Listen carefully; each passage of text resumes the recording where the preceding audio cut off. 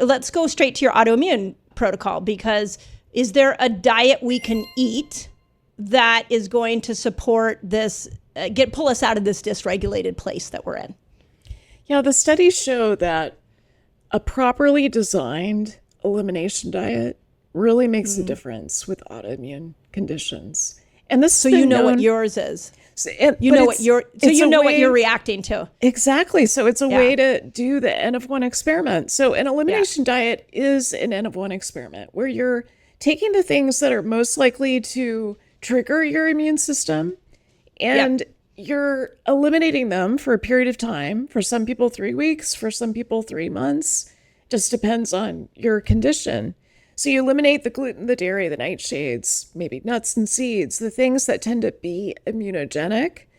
And then you slowly add them back and see how you react to it. So it's a way to personalize diet that I think is really effective. And it also helps with leaky gut. Yeah. So talk about leaky gut, because I know Stephen Gundry, he and I had a real detailed conversation when he put out the energy paradox. I asked him what the number one reason that somebody would lose energy, and he said a leaky gut. But I feel like it's a little bit like this trash can diagnosis. Like we just put all these symptoms in the category of leaky gut, but we don't really know what to do with it. Can you give us a way out of leaky gut that we know would work? Well, I would say start with an elimination diet. So I talk about elimination diet in the book. There's a whole chapter on it. I think that is probably one of the most effective ways of trying to reverse leaky gut. And then you want to think about some of the things that trigger leaky gut. So if you look upstream, that includes alcohol. Yeah. So now might be a good time for us to talk about alcohol. I was going to say, what? I know, I go for it. But here's what you have to say about alcohol. You have to say it through the lens of a perimenopausal woman who's losing progesterone and hits the end of the day, and she can't calm herself down, and that glass of wine is her BFF. Yeah. Say it through that lens. Yeah, I am that woman. So Me I totally too. get it. I was that woman too. I totally get it. I think the challenge here is that the very thing you think you're getting from alcohol, you're not actually getting. Yeah. So people drink because they're, they feel like their nervous system is frayed. They feel dysregulated. They're just trying to transition after a long, busy day. They want to relax. They want to just take it easy for a while. And yet alcohol is raising your cortisol. It's raising your stress hormone. It's disrupting your sleep that night. It's leading to the situation the next day, depending on how much you drink, that can make you feel more anxious and kind of erode your mindset. So I would say there's much better things that you could swap the alcohol for that I talk about in the book, like microdosing on mushrooms. Yes, I have questions on that. We'll talk about psychedelics, breath work. One of my favorite things that is in the book is kanna. Kanna is similar to MDMA.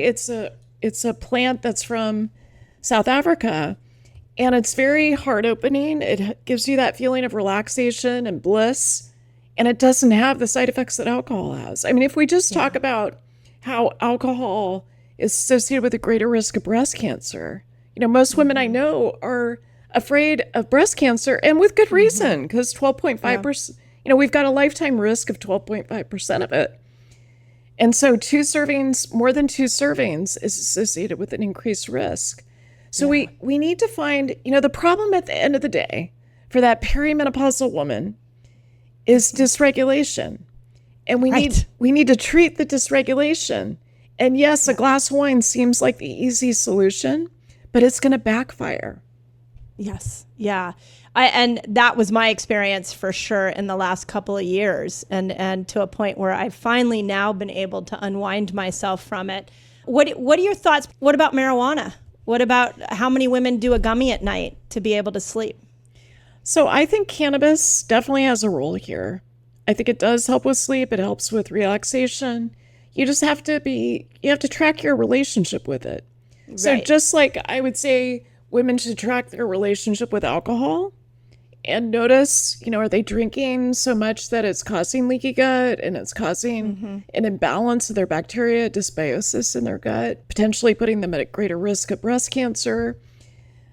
You also want to track your relationship with cannabis. And if you're using it daily, that's where you got to wonder, like, is this the best thing? But I think occasional use is helping the endocannabinoid system. It's helping with reducing inflammation.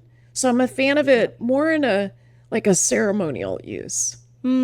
Interesting. Okay, but still, if the woman, you're not saying like to the woman who, instead of having your glass of wine at the end of the day, smoke a joint, you're saying like, do some breath work, do the, Canna I heard of a while about. So you're saying just move to a different parasympathetic stimulator. That's what I'll call it. Yeah, try some things to regulate yourself. One of the things I do at the end of the day is I take a sauna. So I go sit in the sauna for 30 to 60 minutes. I do some breath work. I find that holotropic breath work is super effective for me. So I'm a big fan of that. I talk about that in the book too. What we want to do, kind of a bigger frame here, is we want to create healing states of consciousness. Healing states of consciousness. So that might be with cannabis. It might be with breath work. It might be talking to a girlfriend. Like, I feel a healing state of consciousness talking to you, Mindy. Agreed. It might be Kanna. It might be psychedelics. So you've got to find your list of what grounds you, what helps you when you feel dysregulated. Because wine is not the long-term solution. No.